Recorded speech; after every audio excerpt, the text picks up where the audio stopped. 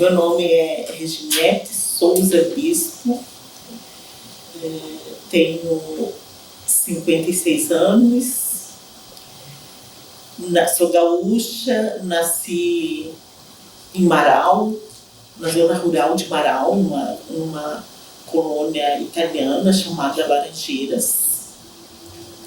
E o fato de ter nascido e passado minha infância numa zona rural, numa colônia italiana, acho que marcou minha vida e algumas peculiaridades, né, no meu cotidiano, tendo em vista que a gente vive num país e num estado, Rio Grande do Sul, o segundo estado mais branco do país, onde as diferenças étnico-raciais são bastante marcadas. Então, o fato de ter nascido na zona rural e ter convivido com italianos me marcou bastante isso, né? Marcou no sentido de saber desde criança, desde muito cedo, o que é ser negro no Rio Grande do Sul. Eu sou filha do Petronílio Bispo dos Santos, que é um homem negro, baiano, nasceu na Chapada Diamantina, Morro do Chapéu, e de Galina Souza dos Santos, que é uma mulher de origem cuja mãe é italiana, mas o pai é um índio, né? Então, a gente tem na nossa família, tem na minha família, uma mistura étnica bastante acentuada. E o fato de ter nascido e me criado no campo, né? A nossa vida, nós somos em 10 irmãos, 8 mulheres e 2 homens, né? O fato de ter nascido no campo, eu acho que isso me marcou, porque também a gente tem o fato de ter vivenciado o campo, né? A agricultura, a lavoura, acho que também me deu uma outra perspectiva de vida. Tanto que quando eu começo a fazer minha militância política, né, ali no final dos anos 70, início dos anos 80, quando eu ingresso na Pastoral da Juventude, né, em Passo Fundo, a gente começa a militar justamente na luta pela terra, né? Então, ali a gente militou junto ao MST, né, organizando as primeiras ocupações, encruzilhada Natalino, Fazenda Nome, enfim, que era onde a juventude, na época dos anos 80, podia se mobilizar e se articular, né? Que era através da pastoral, através das igrejas, e a luta pela reforma agrária, pela terra, foi uma luta bastante intensa, né, naquele período, sobretudo aqui no Rio Grande do Sul. Então, minha vida política, ela marca, né, ela começa com o ingresso na Pastoral de Juventude, né. Embora eu militasse dentro da igreja, né, isso não era uma tradição da nossa família, né? Eu talvez tenha sido a primeira pessoa da família a fazer uma militância política orgânica, né? Mas também eu sabia já dos limites de estar militando dentro da igreja, porque a consciência racial era algo muito presente, que isso veio da parte do meu pai, né, que era um homem de pouca escolaridade, mas com uma pessoa muito culta, morreu agora recentemente, em março deste ano, com 98 anos de idade, e ele era uma pessoa muito culta, né? Ele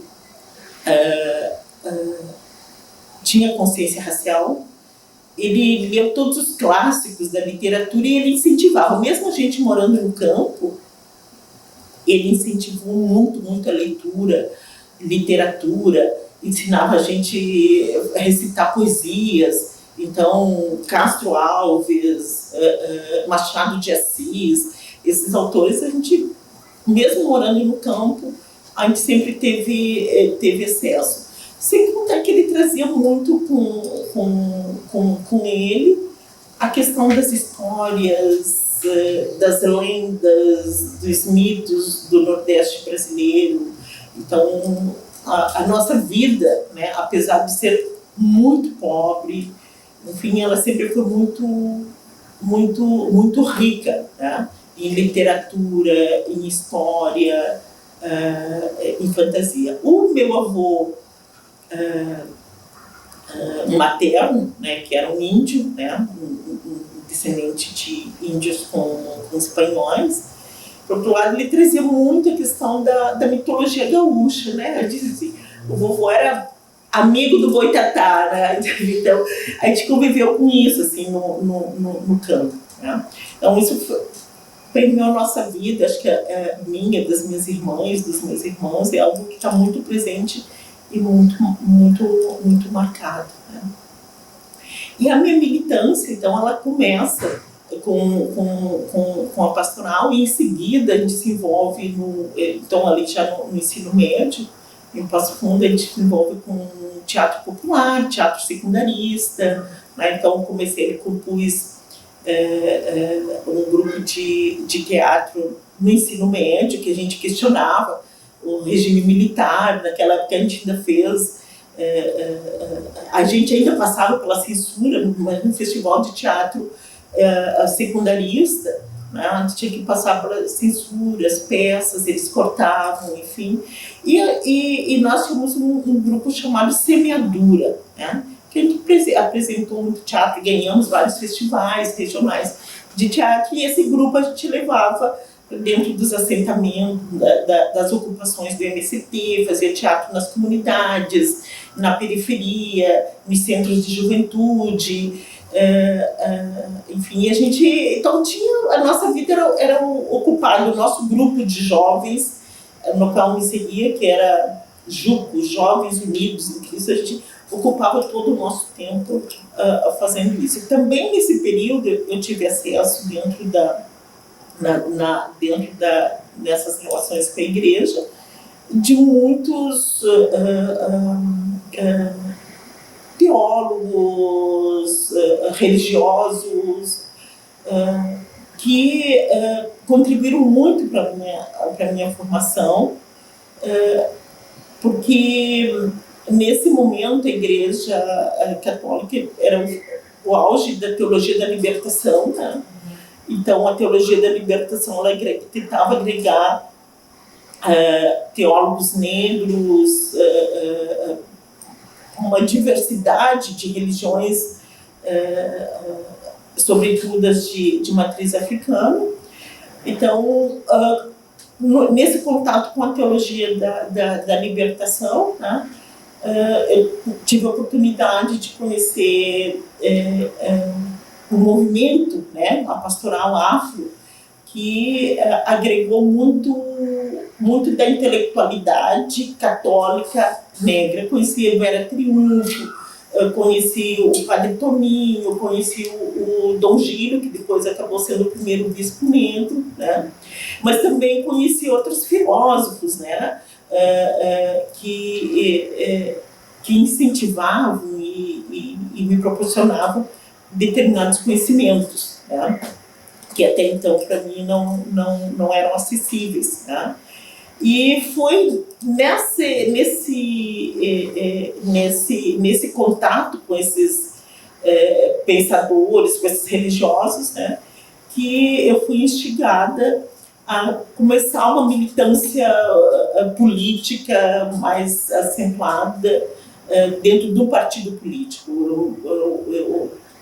Uma das pessoas que para mim foram muito importantes na minha trajetória política, hoje é professor de filosofia, Denis Coitinho, E ele foi o que me incentivou, por exemplo, a me inscrever no vestibular da URGS, né? Porque no meu horizonte, no horizonte da minha família, né, o sonho do meu pai era que todos os filhos concluíssem o ensino médio, para ter uma profissão, né, um curso técnico. Né? Então, ainda não estava no nosso horizonte uma universidade, né? Embora uma universidade federal, tipo, sair de Passo Fundo e vir para estudar, não. Então, por incentivo dessa pessoa, que hoje é filósofo, eu me inscrevi no vestibular da URGS e na época ainda tinha o provão, enfim, passei no provão e depois, enfim, passei no vestibular de Ciências Sociais e vim para Porto Alegre cursar Ciências Sociais. Tá? Mas antes disso, também é importante destacar que também teve uma outra pessoa que foi muito importante na minha formação política, que foi Itamar Espanhol, que é um padre, teólogo, filósofo, e que ele, entre outros, né, ele assim, Reginete, tu é uma intelectual orgânica, né, naquele período, e me incentivou a fazer um curso de formação, e fui a São Paulo, no Instituto Cajamar, fazer um curso de análise de conjuntura. Fiquei um mês lá fazendo um curso de análise de conjuntura com os cabeçal né, com pessoas importantes, né, tipo Paul Singer, Paulo Freire, enfim. E ali, para mim, foi um marco assim, de rupturas, mas também de construção de uma outra perspectiva, né? Que foi um curso intenso, a gente entrou a fundo, né? Aprendi a fazer análise de conjuntura, e uma das tarefas finais do curso era você tinha que fazer uma análise de conjuntura, eles davam alguns elementos. E o que eles nos deram para fazer análise de conjuntura? Nada mais, nada menos que o filme Queimada, tá? Um filme dos anos 60 que trata da Revolução no Haiti, né? Da independência no Haiti. Né? Então nós tínhamos que fazer análise de conjuntura deste filme, analisando todos os elementos políticos, econômicos, culturais, enfim. Eu, quando eu fui apresentar a minha análise de conjuntura, era uma análise de conjuntura que era dissonante de todo o conjunto de pessoas que estavam lá. E eu havia feito uma análise de conjuntura que privilegiou o componente racial, né? E eu dizia que o isolamento, todo o martírio que a gente passava naquele período foi porque tinha um componente racial que as colônias, os países colonizadores não aceitavam negociar com um país dirigido, independente, dirigido por pessoas negras, né? Obviamente que isso foi muito conflitante, e isso mudou de tal forma a minha percepção das coisas que quando eu voltei eu já não cabia mais dentro da igreja, não cabia, não cabia em lugar nenhum, porque a consciência racial ela aflorou de tal forma, né? E aí eu acho que eu penso que é importante destacar que embora tenha recebido uma formação no curso, tal, a questão da ancestralidade, o conhecimento que vem. Aí entra a questão de toda a formação que o pai nos passou, de todo os elementos culturais que a família traz, né? Pai, avô, mãe, né? Mesmo a minha avó, a nona Esther, que era italiana, mas ela também trazia toda uma concepção, toda uma de estar no mundo e de ser mulher, né? E de ser mulher que vem, né? No meio rural, que casa com um homem índio, né? Casou com um homem índio, e que porque casou com um homem índio também foi deserdada da família. Então isso tudo veio, foi um momento muito intenso de ruptura, e aí eu ingressei definitivamente a minha pauta, minha elaboração, toda a minha atuação passou a ser a partir das organizações negras, né, na perspectiva racial. E aí eu começo a militar no movimento negro e isso foi a minha base para tudo, mesmo quando na universidade. Para mim sempre a minha base são as relações as relações raciais e as organizações negras, né? Aqui em Porto Alegre, já em Porto Alegre, então 90 mudei para Porto Alegre, né? Depois de 88, 89 disputar as eleições municipais em Passo Fundo, né? Concorri a vereadora lá, fiquei na suplência. E em 89 coordenei ali a campanha na região, então já orgânica, dentro do Partido dos Trabalhadores, né? Coordenei a campanha do Lula, presidente, né? Que a gente perdeu para o Collor de Mello, e foi um momento também muito tenso, porque nós tínhamos tudo para ganhar a presidência naquele momento, e a gente foi perdeu por sabotagens, né? Enfim, quem lembra do sequestro do Abílio Diniz, né? Que a Globo divulgou 24 horas antes das eleições com camisetas do Lula, enfim. Então para mim foi um momento bem muito decepcionante. Então naquele momento a gente veio naquele mesmo ano para Porto Alegre, já para estudar em janeiro, e vim para Porto Alegre, fui morar na casa de estudante, na São Manuel, na CEURGS, né? Aqui, então, já bastante integrada, envolvida com o movimento negro, aqui em Porto Alegre, junto com alguns militantes históricos do movimento, hoje históricos, né? Nós tínhamos organizado o Instituto Solano Trindade, aqui na Lopo Gonçalves, que era um instituto que fez história aqui em Porto Alegre, no Rio Grande do Sul, porque reunia militantes negros de diversas tendências políticas, mas de esquerda, onde a gente fez um intenso debate, formação política na área sindical, né? Onde estão os negros no movimento sindical, qual é a história da luta sindical do movimento negro, da população negra, pós-abolição. A gente fez um debate intenso naquele período sobre as religiões e as tradições de matriz africana, sobre a luta pela terra, né? Foi ali, através do Instituto, o primeiro ensaio que a gente fez aqui no Rio Grande do Sul para a regularização dos territórios quilombolas, né? Recém-aprovada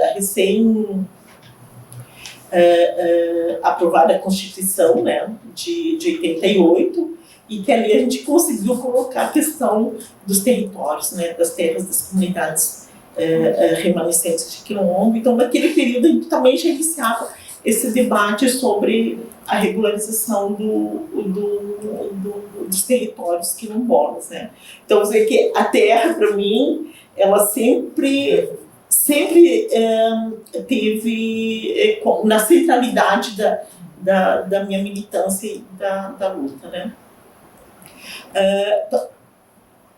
O Instituto Solano Trindade, ele termina em 91 termina a Instituto Solano Trindade, mas automaticamente a gente rearticula aqui no Rio Grande do Sul esse mesmo núcleo do Instituto Solano Trindade, a gente rearticula o movimento negro unificado, né? O movimento negro unificado. Então, a Tânia Silva, o Birajara Toledo, Júlio César Camisolão, Rita Camisolão, um grupo muito grande de pessoas muito expressivas da luta racial. E é nesse período que eu tenho contato, então, com a Luísa Bairros, né? Na época era coordenadora nacional do MNU, né?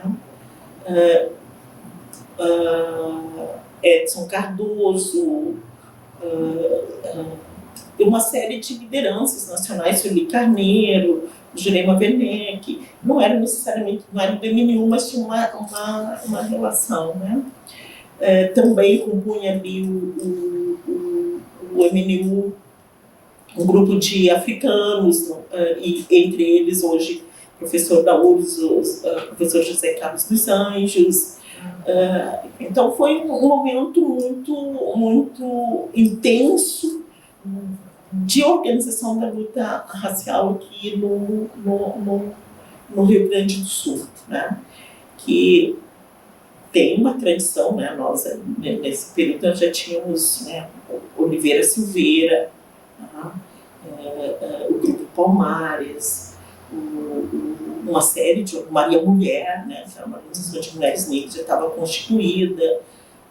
Então, de um movimento negro forte e articulado aqui no Rio Grande do Sul. O MNU, a gente rearticula ele com um cunho político muito forte, né? Muitas ações nós fizemos, né? Mas uma delas, assim, que a gente fez e eu acho que ela foi marcante junto com outras organizações, né? Foi lançar a Benedita da Silva presidente do país, né? Nós queríamos que ela fosse nossa candidata a presidente, e depois indicamos ela para ser vice do Lula, enfim, mas não coloco isso como não se efetivaram, mas como algo importante que marcou a vida política, não só minha, mas de muitos militantes negros que sonham, que dedicam a sua luta política no sentido de ver os espaços de poder constituídos também compartilhados com pessoas negras, né?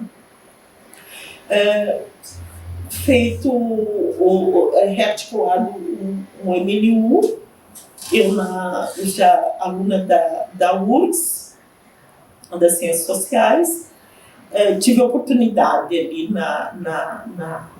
nas Ciências Sociais de trabalhar em 2 projetos de pesquisa que foram bastante marcantes para mim. Primeiro com a professora Andina Fachel, no Núcleo de Antropologia do Corpo e da Saúde, ali onde a gente investigava, né, sobre saúde e sexualidade, e nas comunidades de periferia de Porto Alegre.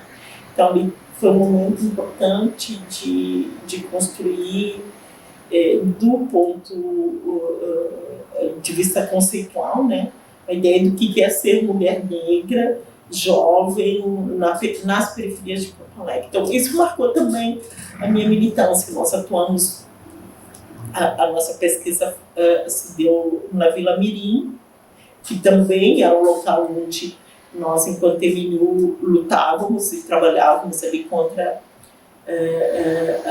a remoção, que a Vila Mirim é uma comunidade negra, com vários ilês, situado próximo do Iguatemi, e em cima onde estava o traçado da Nilo Peçanha, né? Uma área nobríssima da cidade. E a prefeitura, na época, tinha um projeto de remoção dessa comunidade. E a comunidade resistiu, né, contra a remoção. Com o apoio nosso, do MNU, e também de uma série de pessoas, de intelectuais, enfim, da universidade. E a pessoa que que organizou, que articulou a comunidade contra a remoção, foi a Mãe Dorsa do Oxalá, né? Inclusive nós homenageamos ela no sábado ali na formatura dos Damares. E a Mãe Dorsa, ela agregava, ela trazia todo esse componente racial, religioso, e nós tivemos o entendimento que ali aquela comunidade era uma comunidade remanescente de quilombo e que por isso deveria ser aplicado o artigo 68 das disposições constitucionais transitórias que garante o território. Então nós trabalhamos ali muito intensamente, né? E desenvolvemos essa pesquisa com a juventude. Então as militâncias também, a pesquisa, elas se cruzavam muito, né? Uma parte da comunidade foi removida, mas ali tem conseguido um marco histórico para as religiões de matriz africana, que foi o primeiro templo religioso, né, de um ilê, reconhecido pelo poder público aqui no Rio Grande do Sul como um espaço sagrado. Por ser um espaço sagrado, um templo tem direito ao seu território, né, a preservação do seu território. Então, quando a comunidade, parte da comunidade foi removida, o ilê ganhou o seu terreno, a sua propriedade. Então, hoje lá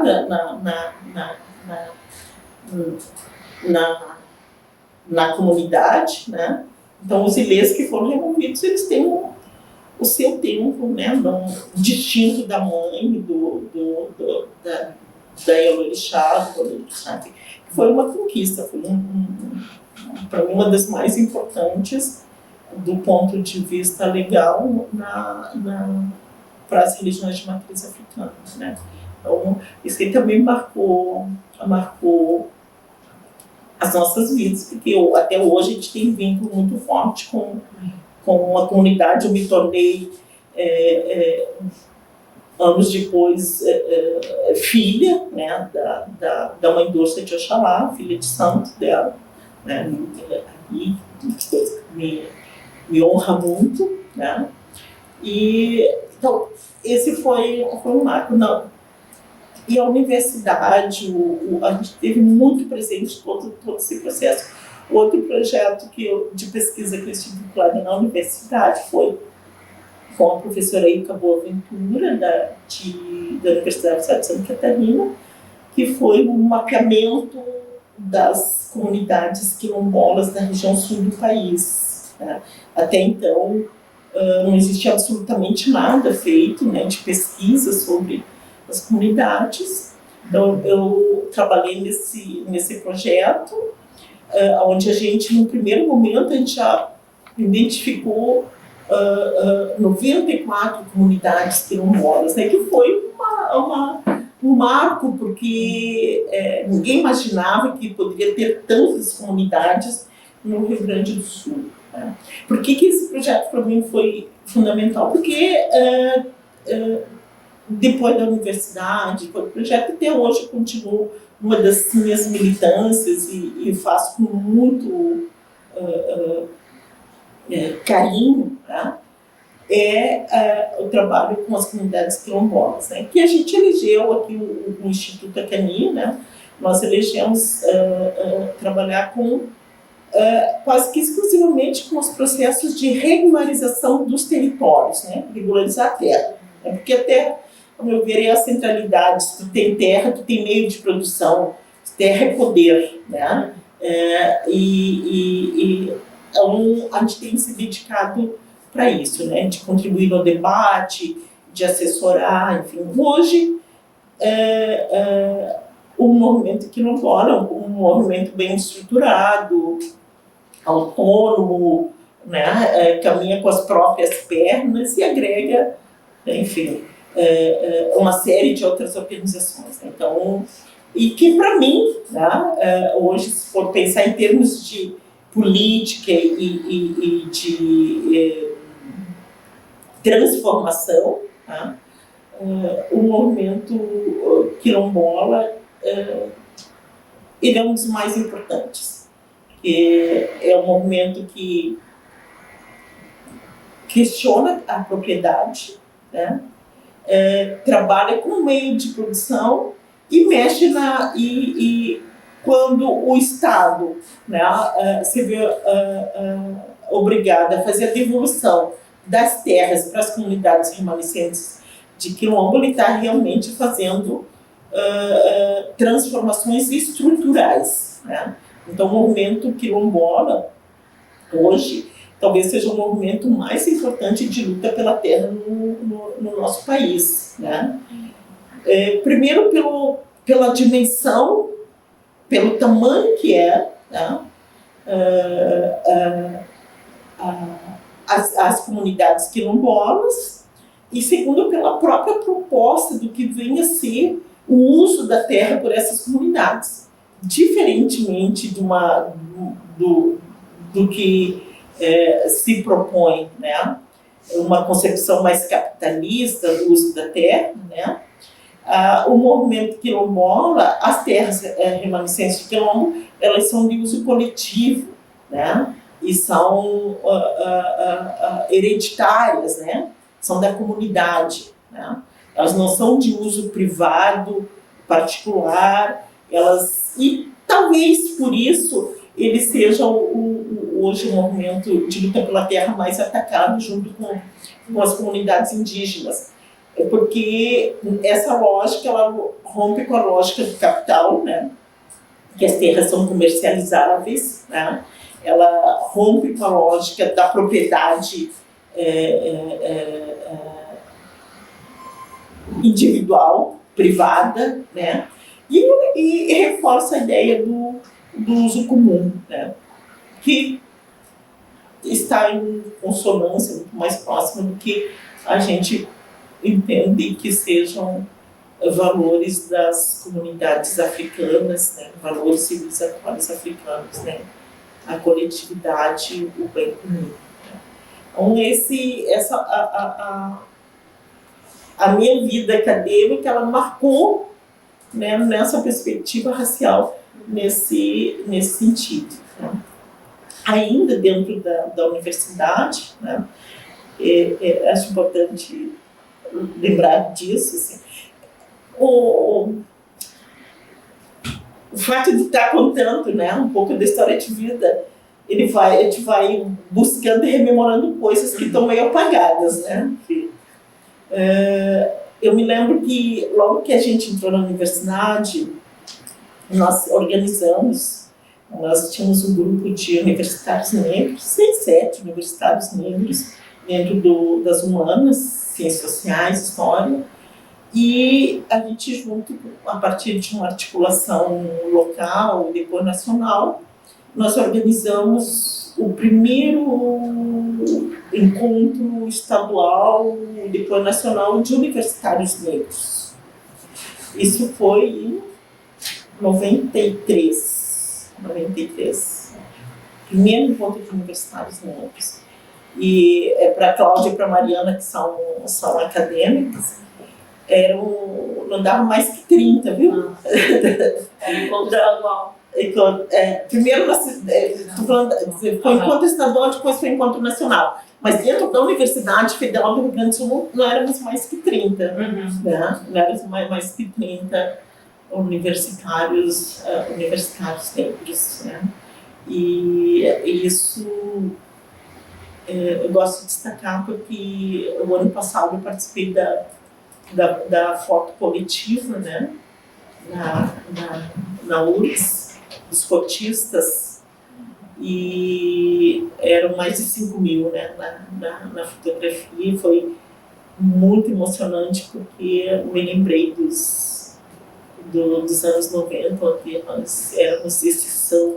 Aliás, a URGS naquele período, né, menos de 1% eram filhos de operários, de trabalhadores, né, dentro da universidade.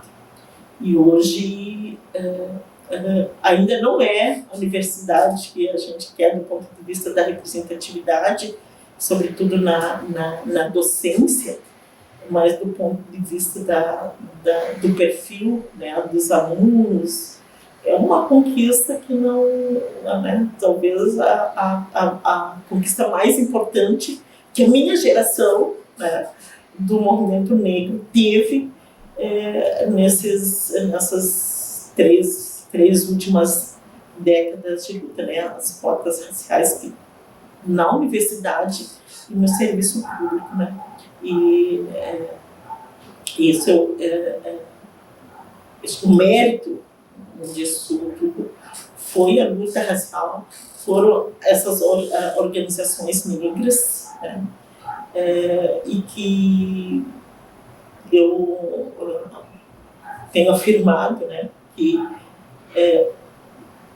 a luta racial, o movimento negro, né, com a sua diversidade, com a sua pluralidade de organizações, tem sido, ao longo das últimas décadas, o movimento que mais tem impactado e contribuído para a consolidação de direitos e de uma ideia de democracia, né? Hoje está difícil falar em democracia, mas, do ponto de vista da democratização das relações, das políticas públicas, das relações de poder, é um movimento social negro, especialmente o movimento de mulheres negras, que vem questionando o poder do Estado, que vem impondo um outro debate, né, sobre a lógica do Estado, sobre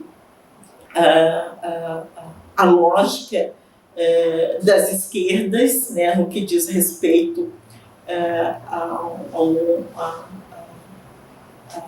inserção do povo negro, né, reconhecidamente dentro de um Estado democrático e de direitos, né, que infelizmente, né, a luta racial, antirracista, ela é absolutamente necessária, porque o país, né, do ponto de vista do poder, né, e aí quando eu falo poder em todos os sentidos, poder político, poder econômico, enfim, ele é absolutamente dominado, né, pelo poder branco, né, poder exercido por homens brancos em todos, né, nos governos, né, no poder executivo, no legislativo, os empresários, enfim, é uma hegemonia da branquitude, né? E nós negros, embora sejamos a maioria absoluta, né, em termos numéricos da população, a gente está absolutamente excluído e hoje, mais do que nunca, né, o Estado, né, o Estado e seus governos nas diversas dimensões, criminalizando a população negra, né, dentro de como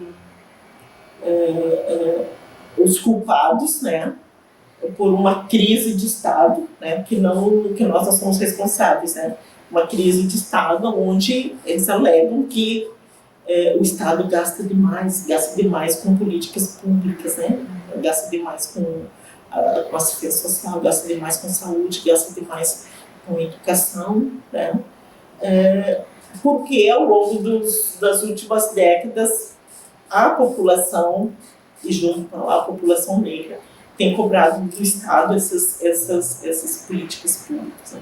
Então hoje a gente vê um governo, um Estado que prega abertamente, né, a eugenia, né, a meritocracia nos cargos públicos, na universidade, né, e que tenta, né, nos colocar numa condição que vivíamos no século XVIII e século XIX, né, que é o desmonte total das políticas públicas que garantem direitos fundamentais, né. E Por que isso para nós é tão importante, é tão relevante? E daí a militância, esses anos de militância política, tem colocado para nós o desafio hoje, né? E o Instituto Acani tem, junto com outras organizações, sido protagonista nesse processo, é que depois de 2 décadas de experiência de governo popular democrático, né, de consolidação de algumas políticas públicas, né, que contemplam a maioria da população, de políticas públicas de inclusão racial, né, de enfrentamento ao racismo e às discriminações, a gente vê que nós avançamos em consciência, mas a efetividade dessas políticas, hoje a gente vê retrocessos enormes, a gente vê uma elite branca, com mentalidade escravocrata, se rearticular, se reorganizar e trabalhar exaustivamente, aliado ao fundamentalismo religioso, para nos desconstituir enquanto seres humanos, enquanto pessoas portadoras de direitos e enquanto organizações, né? Então, é intolerância religiosa, é racismo, são os pacotes, as políticas públicas, né? Que tentam, de diversas formas, né? Usar o braço forte do Estado, inclusive o braço armado, para disseminar, né? Consolidar, né, de uma forma, ou legitimar o genocídio que tem sido feito e praticado contra o povo negro, né? Basta ver o pacote de segurança pública que hoje está no Congresso, né, onde legitima a polícia matar sem pedir licença, matar sob o impacto emocional, né? Se pensa, né, se discute em comprar drones para metralhar favelas, né? Tecnologia de ponta, tecnologias de morte, e essa tecnologia de morte é para o povo negro, né? Então a gente vive um momento muito importante e desafiador para nós negros e para a sociedade, né, no sentido de voltar do Estado e setores importantes da sociedade defender a eugenia e a diminuição dos espaços da população negra, né, dos espaços sociais da população negra. Do ponto de vista da nossa militância, a gente tem dito, né, e tem trabalhado no sentido de, primeiro, desafiar os setores progressistas, né, partidos de esquerda, os movimentos sociais, de colocar a pauta racial e a pauta de gênero na centralidade de um projeto político, né, que não tem hoje, talvez nunca tenha existido a possibilidade ou alternativa de tu pensar um projeto de democracia, né, para o país, sem colocar o povo negro na centralidade, né? Por que não existe essa possibilidade? Porque o Brasil ele tem quase 4 séculos de escravidão, né? Ele escravizou povos negros durante quase 4 séculos. Nunca pensou em reparar isso, nunca pensou em políticas públicas. É só no finalzinho dos anos 90 que se começa, pela primeira vez o Estado brasileiro pensa em política pública para a população negra, e não porque o Estado se sentiu responsabilizado ou comprometido com isso, porque em 1995, quando os 300 anos da morte de Zumbi dos Palmares, o movimento social negro mobiliza 100 mil negros em Brasília e exige que o Estado brasileiro inicie políticas de reparação. E a primeira vez na história do país, o governo recebe a comunidade negra, né? Então, isso foi em 95, 100 anos depois abolição da escravatura. Então, pela primeira vez, o Estado brasileiro, pela primeira vez a gente começa a ter políticas públicas que contemplem o povo negro, que são as políticas, o Plano Nacional de Saúde, né? A Lei 10.639, o Decreto 4.637, que regulamenta a questão da titulação dos territórios quilombolas, e que é coroado, penso, com a criação do Ministério da Igualdade Racial. Né? Eu quero dizer com isso que isso foi um marco, né? Um marco histórico, mas isso se deu, não foi por vontade de governante A, B ou C. Né? Alguns governantes mais abertos, mais democráticos, mas isso se deu por uma luta incessante do próprio povo negro, das organizações negras. E também acredito que com movimentos internacionais também, né? Porque ali o diálogo com movimentos internacionais, como por exemplo nos anos 80, né? Nos anos 70 e 80, com o movimento negro nos Estados Unidos, aqui no Brasil, por exemplo, a maioria das leituras que nos Fanon começaram a vir para o Brasil e a traduzir em português no final, no início ali dos anos 80, com Pele Negras, Máscaras Brancas, Condenados da Terra. Houve um boom assim, de literatura negra especializada internacional, que também constituiu nessa formação e encerramento do movimento negro aqui no Brasil. Sim, certamente. Foi, acho que o movimento contra o apartheid na África do Sul foi muito importante, né, porque nós todos estávamos muito conectados, ali a gente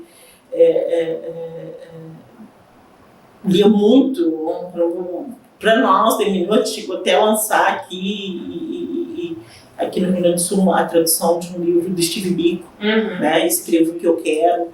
Então, aí era muito articulado, né, muito movimento para a libertação das panteras negras. Então, essa articulação, nós aqui na região sul, nós tínhamos uma articulação forte com as organizações negras do Cone Sul, né, em 90, a gente organizou um grande encontro em Montevidéu, e daí foi articulado pelo Instituto Solano Trindade e com o Mundo Afro, enfim, das organizações negras do Cone Sul, Brasil, Uruguai, Paraguai, Argentina, Peru, enfim, então era invisibilizado, mas esse movimento aconteceu, que hoje tem uma grande organização no Uruguai, que é o Mundo Afro, que foi fruto dessa articulação. As mulheres negras, né, a gente organiza o primeiro encontro latino-americano, né, de mulheres negras latino-americanas e caribenhas, né, no Caribe, que surge, né, essa grande organização, né, das mulheres negras. Foi um momento, anos 80, um momento de ruptura, né, das mulheres negras com o feminismo branco, no sentido de construir uma luta autônoma das mulheres, né, das mulheres negras que eram invisibilizadas, né, dentro do movimento feminista branco, né, e até hoje, né, tem setores que não reconhecem a especificidade da luta das mulheres negras, né, e a nossa história na perspectiva feminista, né, é absolutamente distinta das mulheres não negras, né.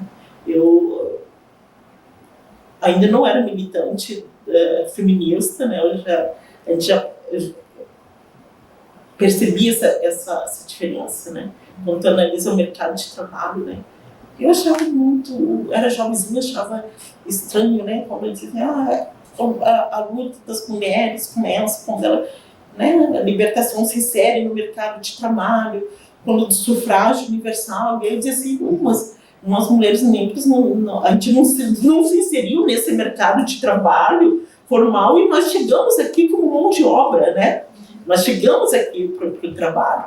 Então, qual é a diferença dessa luta? Então, nos anos 80, tem a Lélia Gonzalez, né? A Luísa Bairros, Sueli Carneiro, já nos anos, né, final dos 80, produzem, né, Beatriz Nascimento, né, a Beatriz Nascimento produz coisas incríveis do ponto de vista da reflexão e da conceituação da nossa luta, né.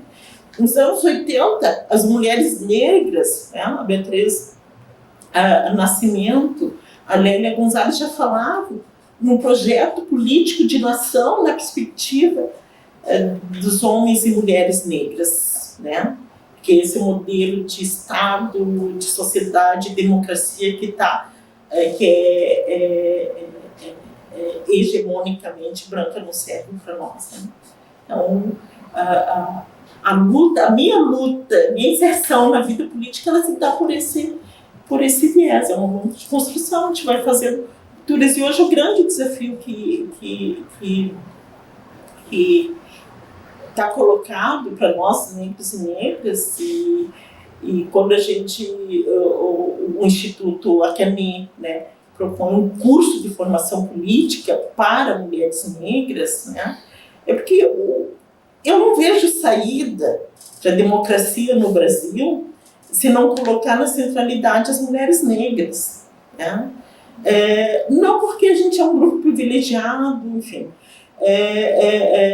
ou que a gente tenha, né, soluções para tudo, mas é o povo negro, dentro do povo negro são as mulheres negras, são as mulheres indígenas que construíram uma história de luta por liberdade nesse país, né? Não tem outras pessoas. Fomos nós, com as nossas ancestrais, que lutaram por liberdade. E foram nós que criamos, né, alternativas de sobrevivência numa situação muito adversa, onde o Estado nunca esteve presente, né?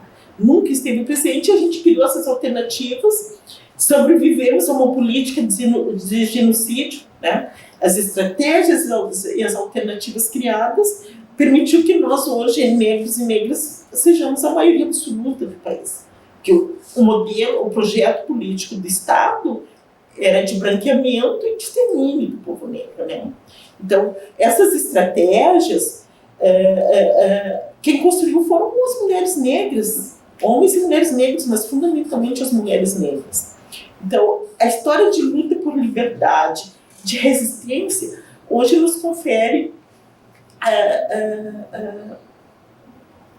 ser portadoras de metodologias que precisam ser experimentadas, que podem apresentar uma alternativa, né, de democracia, de bem comum, né, que contempla a diversidade desse país a partir da nossa experiência de luta e resistência. Quem negar isso, né, está fadado ao fracasso, de fazer o mesmo do mesmo, né, de repetir histórias fracassadas, ou de reforçar a hegemonia do poder dominante branco e conservador, né? Então, eu não tenho dúvida, né, que nós, mulheres negras, temos uma contribuição muito importante a fazer no restabelecimento da democracia, né? Agora, a gente precisa sensibilizar, porque também transformação e revolução que não faz sozinha, né? Precisa sensibilizar outros segmentos, outros setores não negros, né? Da importância disso. Acho que a gente tem dado avanços significativos nesse sentido, mas muito é que caminhar, né? Então, hoje, o que me mobiliza, a minha força mobilizadora é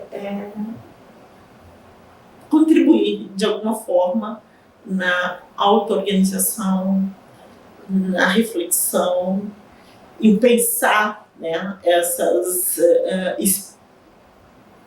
vivenciar, trazer, organizar essas metodologias, essas experiências históricas que as mulheres negras vivenciaram no nosso país e transformar isso talvez num modelo, né, num projeto político de país e de nação, né? Não vejo outro caminho a seguir a não ser esse. E essa é algo que,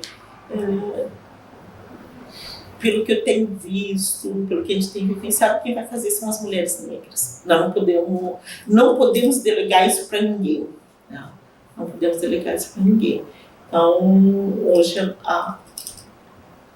eu e centenas de outras, milhares de outras mulheres estão mobilizadas em torno disso. Porque nós não podemos silenciar, nunca silenciamos, mas agora talvez tenhamos que estar muito mais unidas, muito mais articuladas diante da violência que está colocada para o nosso povo, né?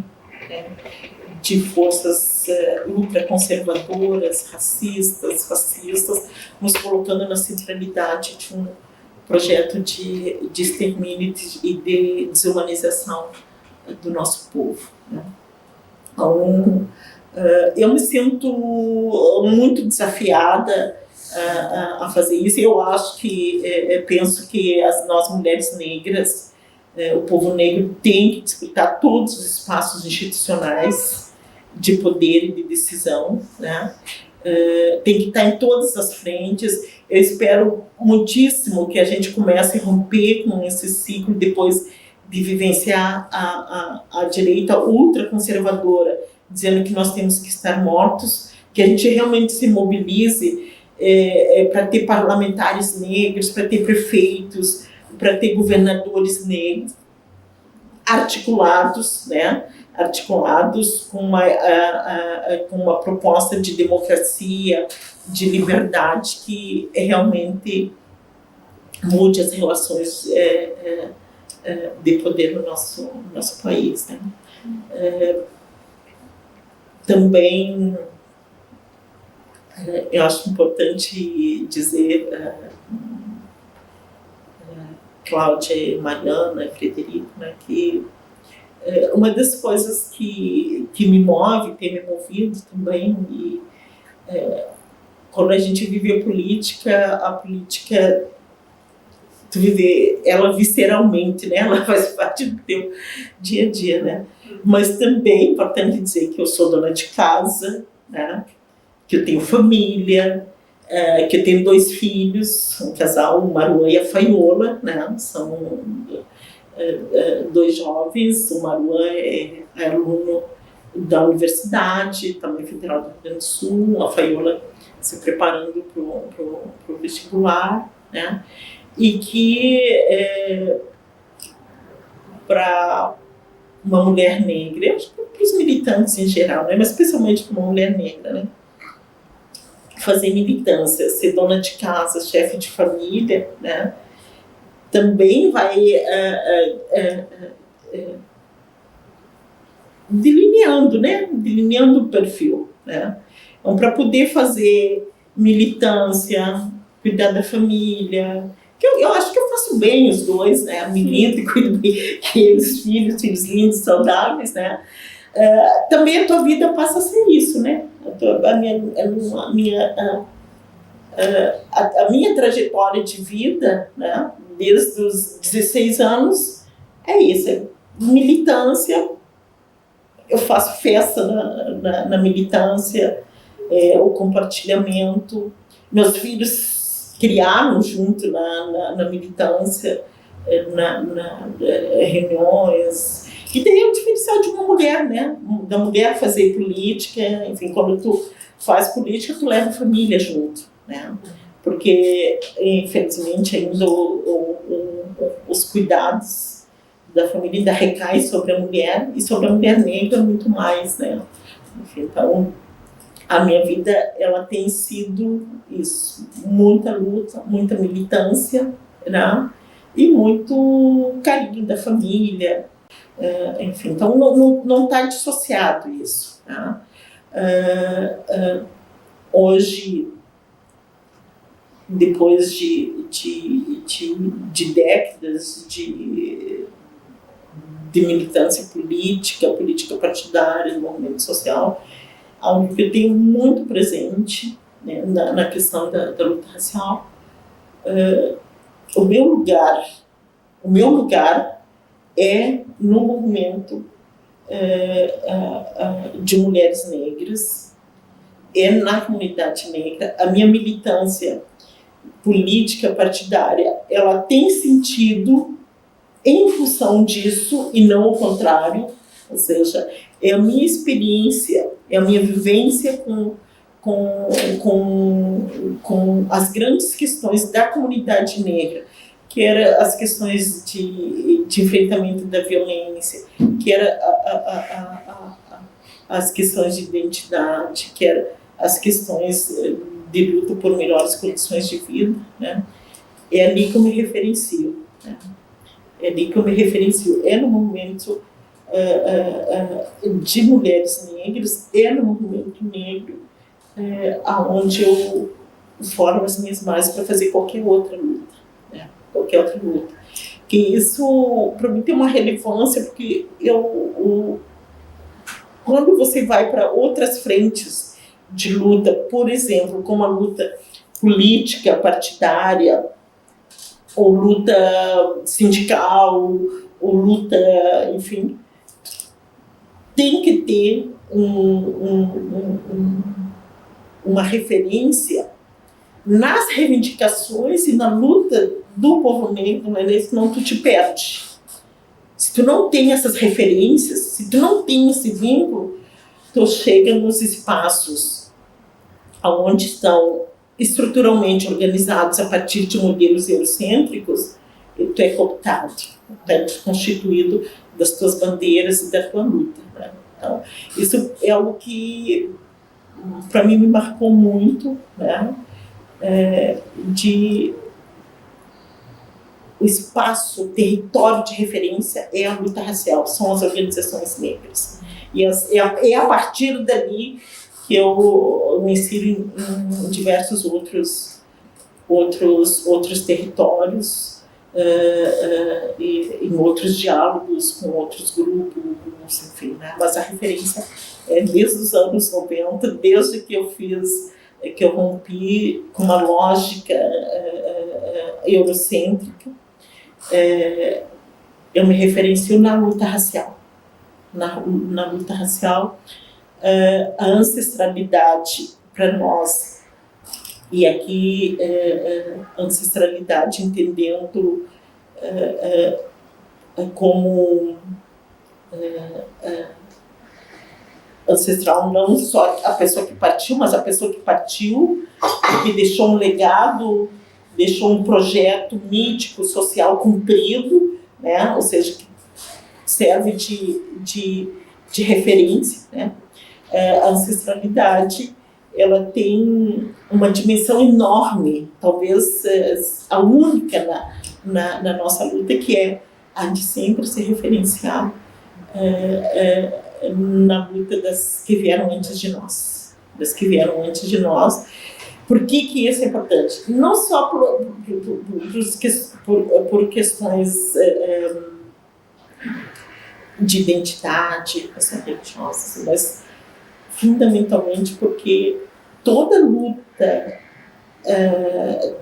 toda resistência que os nossos ancestrais fizeram, isso foi invisibilizado, não foi contado, foi negado. E hoje tem um movimento assim, que me emociona ver uma juventude, né? Um movimento social negro, sobretudo o movimento de mulheres negras, cresceu de uma forma... para mim, hoje é o maior movimento que tem nesse país, né? Uma juventude negra questionadora, atuante, militante, né? E que começa, e que desvenda, né? Tem resgatado essa história de luta de resistência do povo negro, especialmente das mulheres negras, né? Então, apesar desse cenário que a gente vive hoje no mundo, e especialmente no Brasil, eu tenho muita esperança que no meio dessa crise de valores, desse autoritarismo, né, nós consigamos, né, construir, propor algo novo a partir da experiência de luta das mulheres negras, do povo negro no Brasil, nas Américas. E dá uma pausa. Toma lá. Foi exatamente isso que a Sueli Carneiro disse na entrevista dela, que tipo, o movimento de mulheres negras nunca foi tão forte, né? Nunca foi tão diverso. Nossa. Ela fala, é uma festa o movimento de mulheres negras hoje, porque está surgindo uma juventude negra maravilhosa. Ela faz uma lista na entrevista que ela deu. Eu participei no ano passado, final do ano passado, em Goiânia, no Encontro Nacional de Mulheres Negras. Brasileiras, né? Brasileiras, os 30 anos. Eram mais de 1.000 delegados, circulou lá mais de 5.000 mulheres. As experiências, o que as mulheres estão fazendo nesse país, a gente não tem ideia. O que hoje, quem enfrenta o crime organizado são as mulheres negras nas suas comunidades. Porque a polícia, via de regra, está comprometida com esse processo. O Estado está comprometido com esse processo. Então, quem está defendendo suas famílias, seus filhos, são as mulheres negras. Então, houve experiência. E não tão espontâneas, mas estão organizadas, estão se organizando para isso. Quem está defendendo a terra são as mulheres negras no meio rural e urbano, né? Quem está enfrentando os desafios dentro da educação são as mulheres negras dentro das universidades. Enfim, obviamente que é o povo negro, mas as mulheres negras tomaram a frente disso, né? Na defesa das políticas públicas. Então é emocionante assim, a gente vê os meninos assim, com conhecimento. Agora a gente finalizou o curso da Andaras, né? Foram 6 meses de muita emoção de ver a troca de conhecimento, a potência que são as mulheres negras. Eu quero dedicar o meu tempo para isso, né? Já militei em várias frentes, enfim. O tempo para que eu acho que é necessário, a gente está caminhando para isso, né? E quando a gente pensa na formação política, exclusivamente para mulheres negras, né? É bem no sentido de contribuir para articular essa potência, né? Porque são muitas experiências, milhares de experiências só aqui no Rio Grande do Sul, tá? Então, quando todas essas experiências estiverem articuladas, olha a potência política. É isso, né? No curso da Dandares, que tinha meninas de 16 anos até 60 anos. Então, 74, a aluna mais velha. 74, 16. Que vivência que tinha, sabe? De mulheres negras. 74, algumas com ensino fundamental, outras DOC, pós-DOC, e todas na mesma sala, porque a metodologia não era de produzir conhecimento a partir das experiências, e, enfim, então foi muito, muito bacana, né? Então acredito nessa potência. Também o Brasil é uma potência, né? Política, econômica, é um continente, e por ser o segundo país que mais tem, né, população negra, povo negro, né? Acho que ele tem uma responsabilidade, não só com o povo negro, mas tem uma responsabilidade com os negros em diáspora nas Américas, tem uma responsabilidade enorme com o continente africano, e no sentido de o continente africano deveria ser, né? O Brasil está muito mais voltado para o continente africano do que para a América, para os Estados Unidos ou a Europa, como alguns querem, né? Porque é lá que está a nossa história.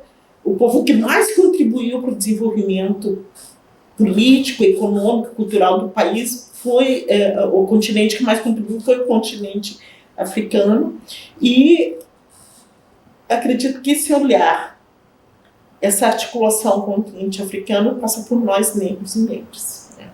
Então é um desafio também que está colocado.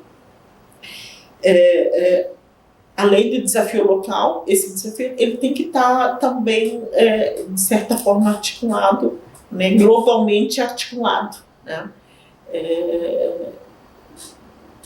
Sobretudo com o continente africano, né? Nesse sentido, a gente tem feito, eu particularmente tenho feito um esforço, né?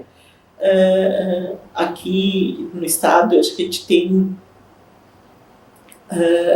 algo novo acontecendo. Por exemplo, né?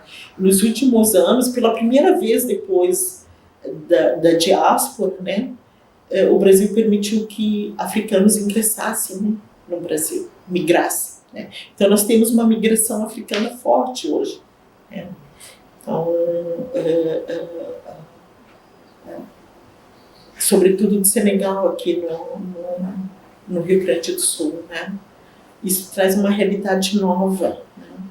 No centro da cidade, nós temos uma oportunidade enorme de estabelecer essa relação, né, com o continente africano, fazer grandes articulações, né, de luta por liberdade, né, de reforçar, né, restabelecer vínculos, restabelecer laços afetivos, mas também políticos, né, enfim. E eu tenho prazer, né, eu gosto de dizer isso, né, que eu fui aqui no Rio Grande do Sul, fui escolhida pela comunidade senegalesa para ser a consuleza deles, né, cônsul honorária aqui, então hoje também exerço esse papel, né. O consulado honorário do Senegal no Rio Grande do Sul é um consulado de direitos humanos que atua diretamente na defesa e interesse da comunidade senegalesa no Rio Grande do Sul, mais do que fazer a representação política e econômica do governo senegalês aqui, garantir a integração e a dignidade da comunidade senegalesa aqui no Rio Grande do Sul. Muito bom. Que aula. Eu tenho a impressão. Tem alguma coisa que vocês gostariam que eu falasse? Eu anotei algumas coisas, a senhora falou tudo. Porque vocês viram que eu tenho aquela dificuldade de síntese, eu vou e volto, né? Às vezes eu me Mas lembro. é sempre assim, não tem como voltar, né? Eu queria ter essa licença para eu vou preparar um roteirozinho. Da infância com a Larissa, mas não funciona, o roteiro para mim não funciona. Não, mas foi maravilhoso. Eu não sei se é importante dizer que hoje eu sou suplente, senadora suplente. Senadora suplente. Eu queria te perguntar sobre a premiação do ano passado, 2018 no Zumbi, como é que foi? Se foi indicada a receber a premiação. Querendo perguntar voltar, não, mas é isso. Sim. Eu quero dizer, Cláudia, né? Mariana, falando assim, parece simples. Fazer movimento negro, fazer a luta antirracista, fazer movimento negro, não é simples. É muito difícil. Tem uma complexidade interna e externa. Interna é porque nós somos diversos. E também, quando a gente vai fazendo a luta, também a gente tem que ir reconstruindo a nossa história, reconstruindo valores. A gente tem que ir... É um processo de construção e desconstrução, construção e desconstrução cotidiana. Né? Tudo que a gente faz é muito pensado, é muito refletido. Né? Que o processo de desconstrução, o colonialismo, né? A dominação, enfim, está dentro da gente. Né? A gente foi construída assim. A gente tem noção, a partir das vivências, do que são os valores civilizatórios africanos. Então, muitos deles estão no nosso cotidiano, na nossa prática, mas quando você vai militar, você tem que puxar isso, teorizar sobre isso, você tem que falar sobre isso, você tem que organizar sobre isso. Então, a gente é muito atravessado por esses valores. dos valores do dominador, do colonizador, e os nossos valores. Então, é um processo complexo de desconstrução, né? De desconstrução do colonizador que está dentro da gente e de construção, de afirmação dos valores africanos, da nossa ancestralidade também. Isso não é dado porque isso foi negado e foi invisibilizado. Então, isso é uma complexidade. Daí, isso você tem que trabalhar dentro do hall de organizações, de milhares de pessoas fazendo isso. Então, é uma militância sempre muito tensa, né? O movimento social negro é um movimento muito exigente, né?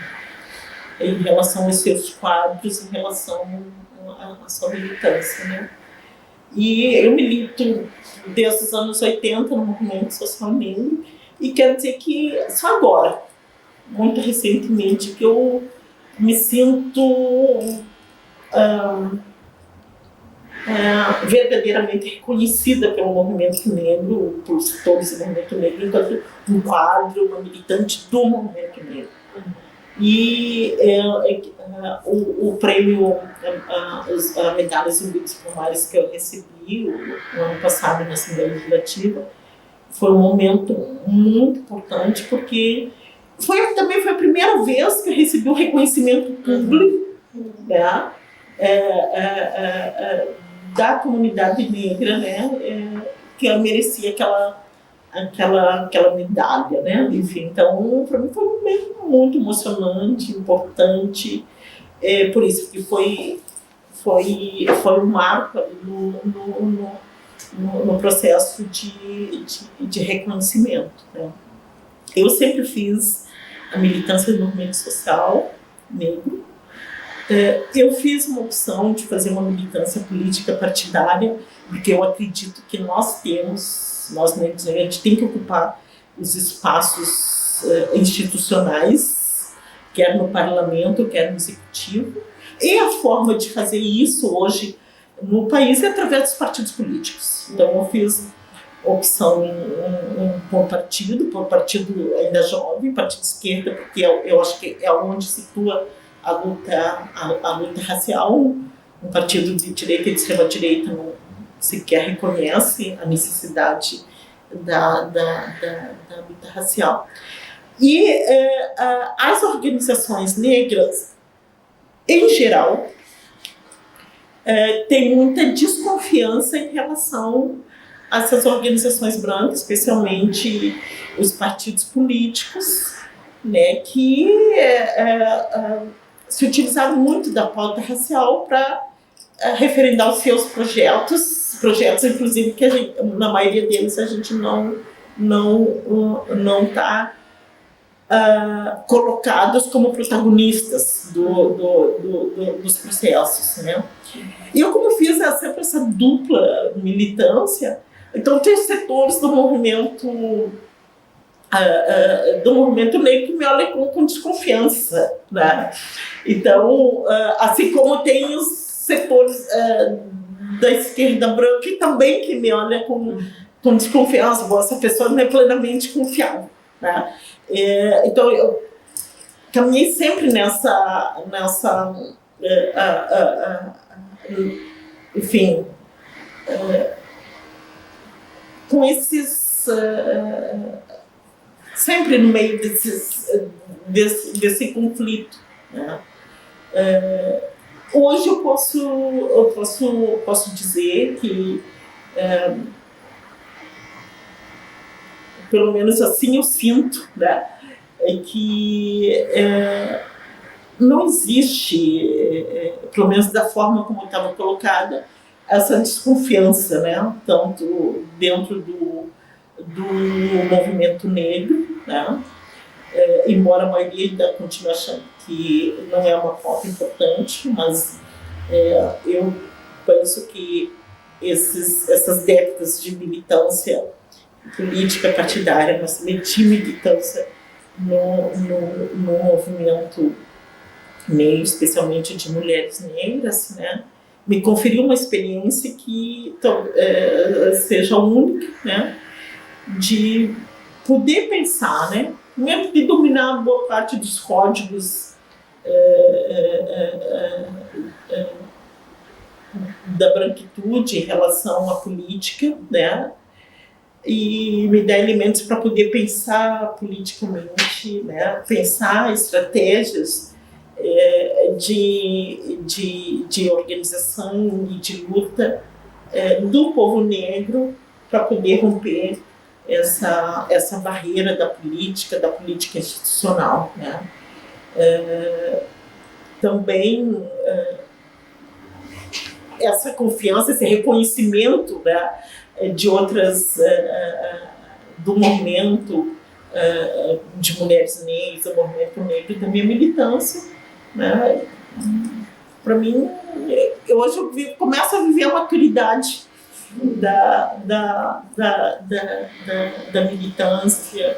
A maturidade, ela te dá a serenidade, né? Porque a nossa luta ela é sempre muito intensa, muito conflitante, por tudo isso que eu já coloquei, mas também porque fazer luta antirracista nesse país é nadar contra a maré, né? É nadar contra a maré, é questionar tudo, é desconstruir tudo, né?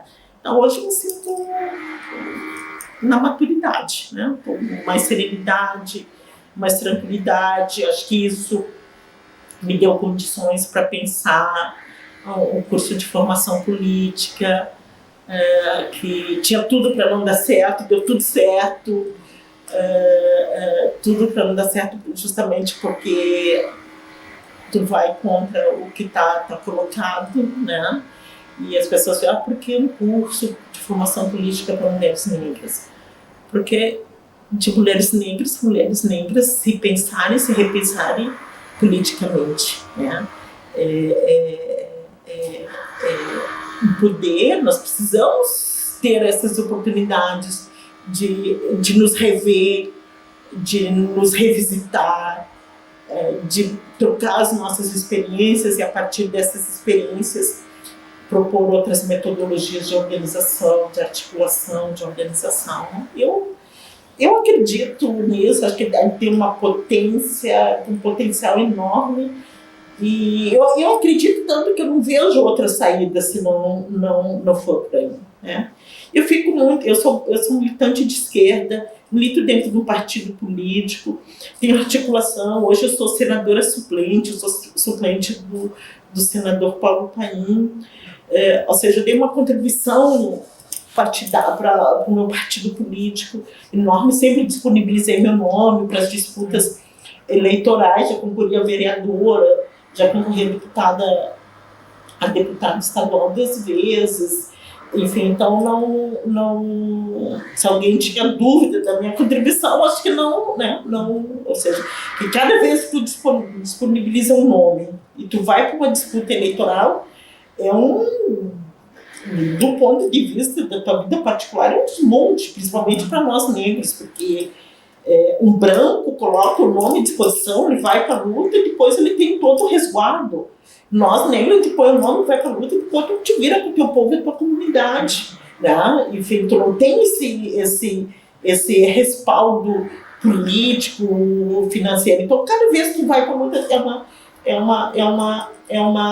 uma desconstrução enfim. Então tem que repensar. Hoje, então, eu me sinto madura nesses aspectos. Madura, sim, me incomoda muito, por exemplo, hoje, eu digo com tranquilidade dentro das diversas articulações, por exemplo, que a gente vive um momento tão trágico na história do nosso país, né?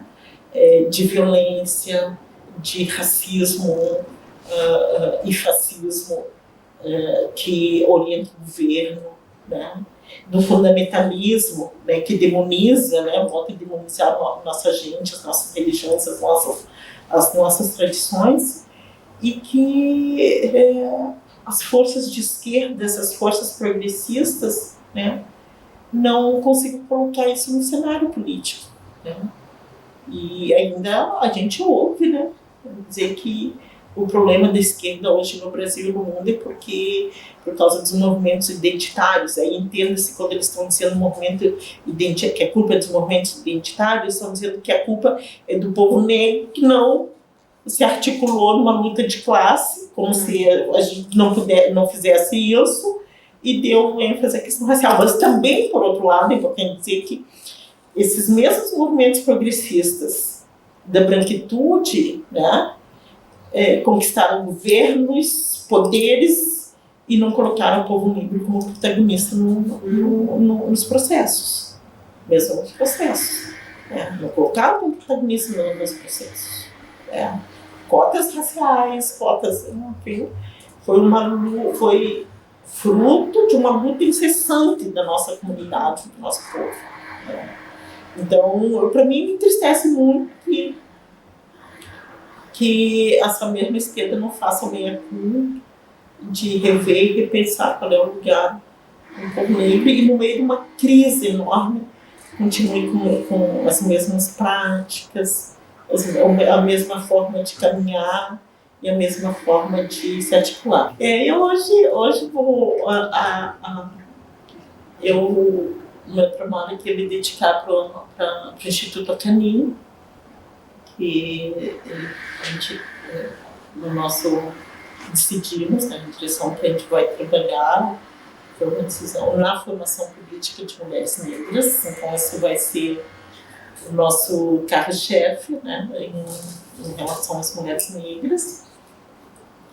A gente aqui coordena o Afromigra, que é um observatório da imigração, com recorte específico, imigração africana, caribenha e afro-latina. Então, a gente tem acompanhado essas populações, principalmente senegaleses e haitianos, né?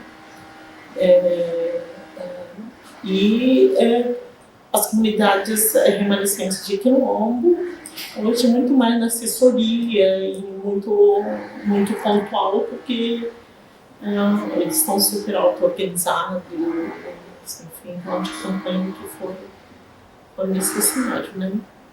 E novos agentes políticos, agora no curso de Andaras, ali nós tínhamos 5 conselheiras tutelares.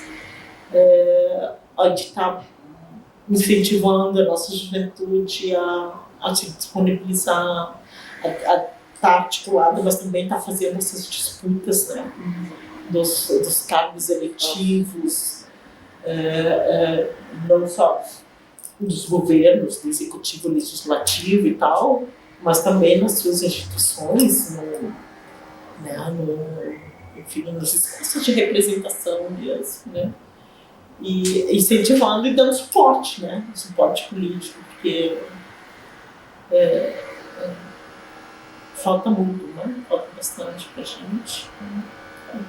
Eu falei de vários aspectos, mas também a partir a minha militância política, né, fez com que me proporcionou que eu pudesse também atuar como gestora, né? Enfim, acho que minha primeira experiência como gestora de políticas públicas foi em 89, quando o livro Dutra ganhou o governo aqui no Rio Grande do Sul. Eu assumi na Secretaria de Segurança Pública do Estado o Departamento de Desenvolvimento de RH, que é o departamento que cuidava, né, da orientação da formação acadêmica das polícias, né, de todo o sistema de segurança. E ali, quando eu assumi, a gente desenvolveu um programa de formação e ensino das polícias no Rio Grande do Sul, né, programa integrado, onde a gente revisou todo o currículo, né, toda a bibliografia, propusemos um ensino integrado. Esse programa ele foi reconhecido pela ONU como um programa pioneiro, né, na formação das polícias. Depois ele foi adotado, embora nunca tenha sido implementado no governo Lula, né, no programa de governo de segurança pública do primeiro mandato do presidente Lula. E ali a gente teve uma experiência enorme, e acho que ali a importância da vivência e do aprendizado no movimento negro, né? A gente conseguiu pela primeira vez, e era um momento também de democratização, de entrar dentro das estruturas militarizadas das polícias, né? E ver como, né, se dão esses processos. Então, para mim, foi um momento muito importante, né? Porque ali entrou para dentro das academias, a gente viu que nas academias eles ensinavam, e acredito que eles ensinam lombroso, né? Ou seja, como a polícia identifica o criminoso, né? O criminoso em potencial, né? É onde que tem um lombroso e tem cabelo carapinhas, lábios grossos, nariz chato, né? Então as polícias ainda recebem. Então eu tive a oportunidade ali de desconstruir isso dentro das academias, tanto da Polícia Civil como militar, da Escola de Serviço Penitenciário, da Polícia Técnica Científica. Acho que foi uma experiência assim, que me marcou o resto da vida. Hoje, a partir dali, a gente também conseguiu fazer um debate, uma discussão do sistema de segurança pública, né, de dentro do sistema, né, de conhecer o sistema de segurança pública. Isso aí foi uma experiência marcante para mim, para a equipe. Acho que foi pioneira dentro do movimento negro. Viajei muito por esse país depois falando desse programa, o que depois, agora, recentemente, em 2014, não, 2010, eu recebi do governo do estado, do comando da Brigada Militar, uma medalha, né, de reconhecimento pela importante contribuição no ensino e democratização das polícias, né? Também,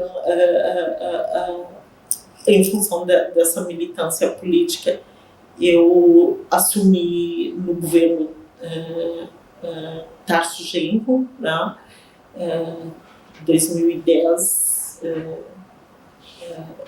no Conselhão, assumi uma assessoria especial no Conselho de Desenvolvimento Econômico e Social, ali coordenando duas câmaras temáticas importantes, que era a Câmara Temática de Educação e a Câmara Temática de Direitos Sociais, onde na Câmara Temática de Direitos Sociais nós constituímos, criamos o Conselho Estadual do Povo de Terreiro, né, uma política específica para as comunidades remanescentes de quilombos.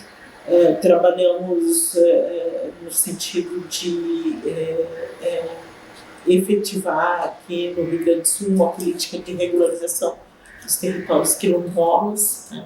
Então também foi uma experiência marcante, porque, né, onde foi trabalhar no coração de pensar os aspectos econômicos, né, aqui do nosso estado.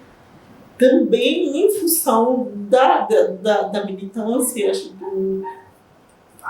especialmente do programa que a gente desenvolveu no governo Livre Dutra, na área de segurança pública, quando em 2003, quando o presidente Lula quando ganhamos as primeiras eleições presidenciais, fui convidada para compor, na época pela coordenação, para compor a coordenação de transição do presidente Lula, né, Fernando Henrique Cardoso, Luiz Inácio Lula da Silva, contribuindo ali para pensar,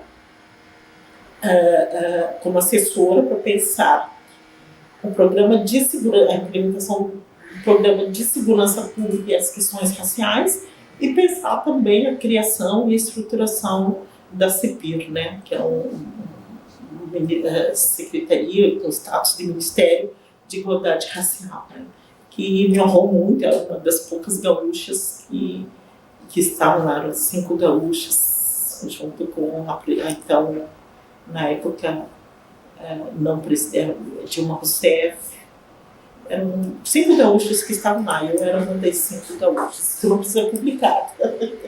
Enfim, mas eu acho que é importante colocar, porque isso se deu por causa da militância política partidária, né? Então é uma militância também que, do ponto de vista da efetivação de políticas, eu posso dizer que consegui de alguma forma contribuir com isso, né? Estar junto com a Luísa na hora do debate da implementação da cota racial no serviço público, né? Que sempre foram, a gente olha assim, mas foram momentos sempre muito disputados, muito intensos, não foram coisas dadas, né? Foram conquistadas com muita peleia, muito trabalho, muito estudo, muita elaboração, enfim. Queria te agradecer pela oportunidade de estar escutando a tua vivência, as tuas experiências de vida. Também queria te agradecer pelo curso de formação política de mulheres negras, que foi maravilhoso. Foi pioneiro, como tu disse, a gente aprendeu bastante, apesar de eu ter feito em AD, a gente conseguiu construir um espaço de troca, foi muito bom, significativo para mim, da minha formação pessoal, profissional, enfim, e agradecer ao Fred pela oportunidade por ele ter me chamado, de estar participando desse momento. Eu que agradeço, a alegria de estar com vocês aqui, ao Fred, pela sensibilidade de estar desenvolvendo esse programa, estar gravando Mulheres Negras.